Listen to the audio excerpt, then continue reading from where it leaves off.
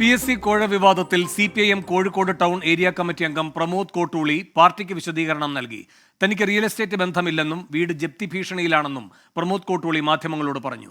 തെറ്റ് ചെയ്യാത്തതിനാൽ ഭയമില്ലെന്നും ആരോപണങ്ങളുടെ വസ്തുത പുറത്തു കൊണ്ടുവരണമെന്നും പ്രമോദ് കോട്ടൂളി പ്രതികരിച്ചു.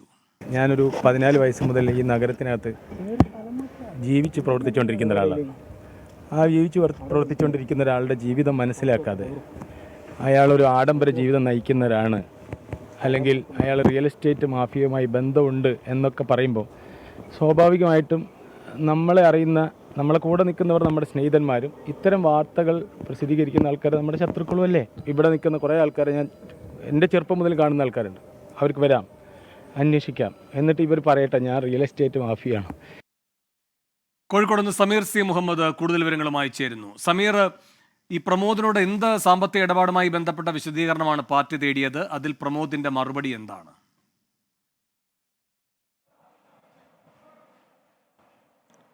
വേണു, ഉയർന്നിരിക്കുന്നത് PSC നിയമനവുമായി ബന്ധപ്പെട്ടിട്ടുള്ള കോഴ വിവാദമാണ്. എന്നാൽ അത്തരത്തിൽ PSC നിയമനവുമായി ബന്ധപ്പെട്ട കോഴ വിവാദത്തിലല്ല CPIM ഇപ്പോൾ വിശദീകരണം തേടിയിരിക്കുന്നത്. റിയൽ എസ്റ്റേറ്റുമായി ബന്ധപ്പെട്ടാണ്. അത്തരം വിഷയങ്ങളുമായി ബന്ധപ്പെട്ടാണ് ഇപ്പോൾ പ്രമോദ് കോട്ടൂളിയുടെ പ്രതികരണവും വന്നിരിക്കുന്നത്. തനിക്കെതിരെ ഉയർന്ന ആരോപണങ്ങൾ അത് അടിസ്ഥാനരഹിതമാണ് എന്ന് കോട്ടൂളി വിശദീകരിക്കുന്നു. ഒപ്പം തന്നെ തൻ്റെ വസ്തുതകൾ, അതായത് സാമ്പത്തിക ഇടപാടുകൾ, അതുപോലെ തന്നെ വീട് ഉൾപ്പെടെയുള്ള കാര്യങ്ങൾ, അതിൻ്റെ എല്ലാം സാമ്പത്തിക സ്ഥിതി എത്രമാത്രം വസ്തുതയുണ്ട് എന്നുള്ള കാര്യം എല്ലാവർക്കും പരിശോധിക്കാം. അതെല്ലാം സുതാര്യമാണ് എന്ന കാര്യം കൂടി അദ്ദേഹം പറയുന്നു. പാർട്ടിക്കകത്തുള്ള ചില വിഷയങ്ങളുണ്ട്, അതിൻ്റെ ഭാഗമായിക്കൊണ്ടാണ് ഇത്തരം ആരോപണങ്ങൾ തനിക്കെതിരെ ഉയരുന്നത് എന്നുള്ള ഒരു ആക്ഷേപം കൂടി പ്രമോദ് കോട്ടൂളിയുടെ ഭാഗത്തുനിന്ന് ഉണ്ടാകുന്നുണ്ട്. ഒപ്പം തൻ്റെ വീട് ജപ്തി ഭീഷണി നേരിടുന്നുണ്ട് എന്നും താൻ ഇത്തരത്തിലുള്ള വലിയൊരു ആഡംബര ജീവിതം നയിക്കുന്ന ആളാണ് എങ്കിലും റിയൽ എസ്റ്റേറ്റ് വലിയ ബന്ധമുള്ള വ്യക്തിയാണ് എങ്കിലും 2020 ചേവായൂർ ബാങ്കിൽ നിന്ന് എടുത്തിട്ടുള്ള ആ ഒരു വീട് ലോണുമായി ബന്ധപ്പെട്ട നടപടികൾ പൂർത്തീകരിക്കുകയും അത് ജപ്തി ഭീഷണിയിൽ നിന്ന് മാറ്റിയെടുക്കുകയും ചെയ്യുമായിരുന്നു എന്നുള്ള കാര്യം കൂടി അദ്ദേഹം പറയുന്നു. ഈ വിഷയത്തിൽ അദ്ദേഹം മുന്നോട്ട് വയ്ക്കുന്ന ഒരു പ്രധാനപ്പെട്ട കാര്യമുള്ളത്, സമൂഹത്തിൽ തന്നെ ആക്ഷേപിക്കപ്പെട്ടു, അവഹേളിക്കപ്പെട്ടു. ആ ഒരു പശ്ചാത്തലത്തിൽ ഇതിൻ്റെ വസ്തുത പുറത്തു കൊണ്ടുവരണം. 22 ലക്ഷം രൂപ വാങ്ങി എന്നുള്ള ആക്ഷേപമാണ് ഉയരുന്നത്. അങ്ങനെയെങ്കിൽ അത് വാങ്ങിയതിനും അതുപോലെ മടക്കി കൊടുത്തു എന്നുള്ള ആരോപണം കൂടി വരുന്നു. അങ്ങനെയെങ്കിൽ മടക്കി കൊടുത്തതിനും തെളിവുകൾ ഉണ്ടാകും. ആര്, എപ്പോൾ, എവിടെ വെച്ച് ഇത് വാങ്ങി കൊടുത്തു തുടങ്ങിയിട്ടുള്ള കാര്യങ്ങളെല്ലാം തന്നെ കണ്ടെത്തണം. അത്തരം കാര്യങ്ങളിൽ പാർട്ടിയുടെയും അതുപോലെ തന്നെ പോലീസിൻ്റെയും കൂടെ അന്വേഷണം ഉണ്ടാകണം.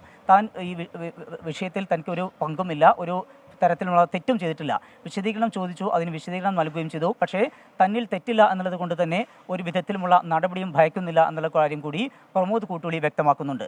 സംഭവം ഈ സമീപ നാളുകളായിക്കൊണ്ട് ഇത്തരത്തിലുള്ള ആക്ഷേപം ഉയർന്നിരുന്നുവെങ്കിലും ഈ PSCയുടെ ഒരു ഉയർന്ന PSC നിയമനവുമായി ബന്ധപ്പെട്ടുള്ള കോഴ വിവാദത്തിലാണ് ഇത്തരമൊരു വിശദീകരണം തേടിയിരിക്കുന്നത്. പക്ഷേ ഈ വിശദീകരണം ചോദിച്ച ആ നോട്ടീസിൽ ഒരിടത്തും ഈ PSC കോഴ വിവാദം സംബന്ധിച്ചുള്ള വിശദീകരണമായിട്ടല്ല ചോദിച്ചിരിക്കുന്നത്. റിയൽ എസ്റ്റേറ്റുമായി ബന്ധപ്പെട്ടും അതുപോലെ പ്രമോദ് കോട്ടൂളിയുടെ സാമ്പത്തിക ഇടപാടുകളുമായി ബന്ധപ്പെട്ടുമാണ്. ഒരു വേളയിൽ ഒരു വിധത്തിലുമുള്ള സംഭവം ഇല്ല എന്നായിരുന്നു CPIM നേതൃത്വം വിശദീകരിച്ചിരുന്നത്, ജില്ലാ സെക്രട്ടറി ഉൾപ്പെടെ. പിന്നീടാണ് കഴിഞ്ഞ ദിവസം ചേർന്നിട്ടുള്ള ഏരിയ റിപ്പോർട്ടിങ്ങുമായി ബന്ധപ്പെട്ട് മേഖലാ റിപ്പോർട്ടിങ്ങിനിടയിൽ ഏതാനും അംഗങ്ങൾ ഈ വിഷയം ചർച്ച ചെയ്യണമെന്നും പ്രമോദിനെതിരെ നടപടി വേണമെന്നുള്ള ശക്തമായ ആവശ്യം ഉന്നയിച്ചത്. അതിൻ്റെ പശ്ചാത്തലത്തിലാണ് പിന്നീട് ജില്ലാ സെക്രട്ടറി മിനിയാന്നാണ് ഈ നോട്ടീസ് നൽകിയത്. അതിനാണ് ഇപ്പോൾ പ്രമോദ് കോട്ടൂളി കോഴിക്കോട് ജില്ലാ കമ്മിറ്റി ഓഫീസിലെത്തിക്കൊണ്ട് CPIM നേതൃത്വത്തിന് വിശദീകരണം നൽകിയിരിക്കുന്നത്. വേണു, സമീർ C. മുഹമ്മദാണ് കോഴിക്കോട് നിന്ന് വിവരങ്ങൾ നൽകിയത്.